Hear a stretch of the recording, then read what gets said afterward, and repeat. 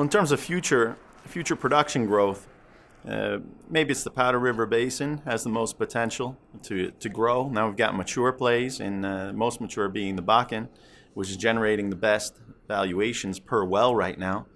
And the stock market likes the fact that it's participating in the oil price upswing. So it's a lot of profit fast, and that can create a lot of surplus cash flow, which the market is begging for right now. Powder River Basin, we're at a much earlier stage, and it remains the big prize there would be if you can get the Niobrara or the Mowry to become another shale play, underlining the very profitable sands developments there. In the DJ Basin is not as mature as the Bakken, but company valuations there have been depressed because of Prop 112. But holding that aside, I think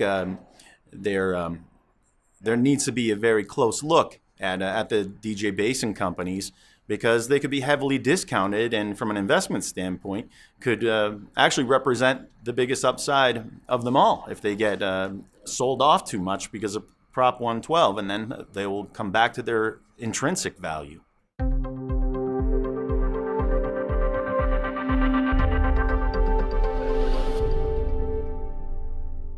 Non-Permian valuations are lower, but they've been catching up to the Permian. So whereas the Permian valuations are capped, mainly because they were already pretty strong, very highly regarded area, because there's a lot of positives about it. The stacked pay zones, the stacked formations, tighter well spacing, all those things command a premium.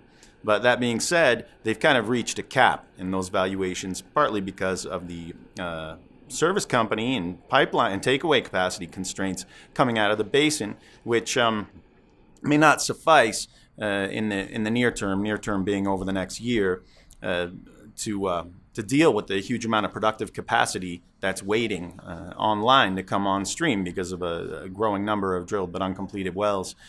That's the Permian. In the Bakken, instead, in the Rockies, has come into favor because basically they're making a lot of money fast there, and the wells are very good. Sometimes they're worth more than Permian wells. Quite often, actually. So that's what the market's been focusing on, and the valuations, therefore, the market seems to recognize that they need to give the Bakken more credit because it's actually highly profitable.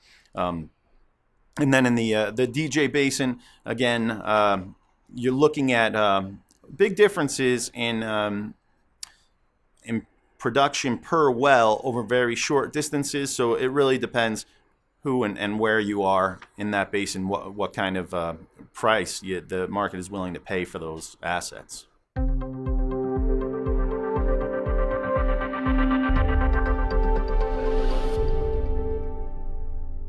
Over the next 6 months, I'd like to look at the Permian more, because I'd like to know how long this delay in Permian production coming online can take, because that will be the backdrop against which everybody formulates their investment hypothesis over the next year, because it depends what your investment horizon is. If you don't know when the Permian differentials are going to truly start to narrow, which the futures market suggests that it will be, there will be no discount, almost no discount by December 2019.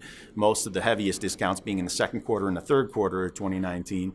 If that actually plays out, and it's actually a consensus view, if all the pipelines come on in time, then people might be willing to hold out and just hang on to these high Permian valuations and keep their money parked there. But if there's any hint of delay, then you have to start thinking about, hey, let me look at the Bakken names. Let me look at and other Rockies names, the DJ, Powder River. So there are going to be opportunities cropping up depending upon how long it takes for the Permian bottlenecks to get taken care of.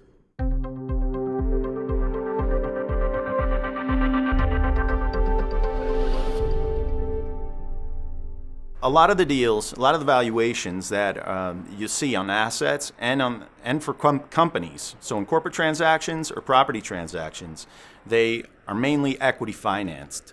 If you don't know what the value of the equities are, it's difficult to say whether the deal was attractive or not attractive, because the currency that's being used is equity. So you do need to get down into the company stories to figure out whether the companies are properly valued or not, and whether the stock market is getting carried away, whether they're missing something.